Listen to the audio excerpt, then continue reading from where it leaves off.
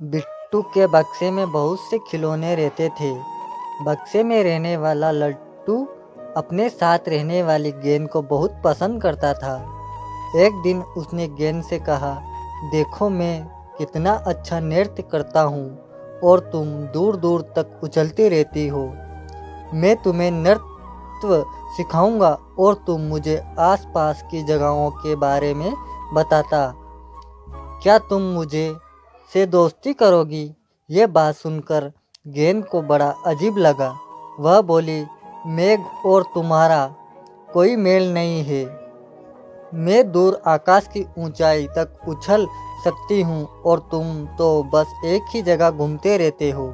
मैं अगर दोस्ती करूँगी तो आकाश में उड़ने वाली चिड़ियों से। ऐसा कहकर गेंद ने दूसरी ओर मुंह कर लिया। लट्टू बेचारा क्या करता, वह चुपचाप खड़ा रहा। एक दिन अचानक बक्से में से गेंद गायब हो गई। आमतौर पर यदि खेलने के लिए बिट्टू गेंद को बाहर निकालता भी था तो शाम को वह बक्से में वापस आ जाती थी। लेकिन ऐसा पहली बार हुआ था कि बाकी सभी खिलौने वापस आ गए और गेंद नहीं आई। लट्टू को बहुत दुख हुआ। उसने सोचा कि शायद गेंद दूर आकाश में उड़ने वाली चिड़िया किसी के साथ चली गई होगी। काफ़ी दिन बीत गए, सब लोग धीरे धीरे गेंद को भूलने लगे। बिट्टू एक दिन लट्टू को छत पर ले गया। अपने लट्टू को हवा में ऐसे ही घुमाया और लट्टू हवा में उछला। बिट्टू अपने लट्टू को पकड़ नहीं पाया। लट्टू उछलकर बिट्टू के घर के पीछे झाड़ियाँ में जाकर गिर गया।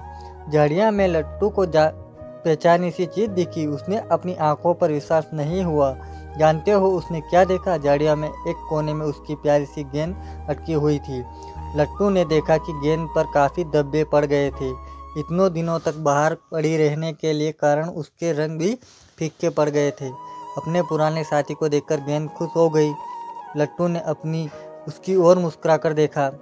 गेंद ने महसूस किया कि उसको रंग और धब्बों लूट कर कोई असर नहीं है। खुद लट्टू पर भी कुछ खरोंचें आ गई थी।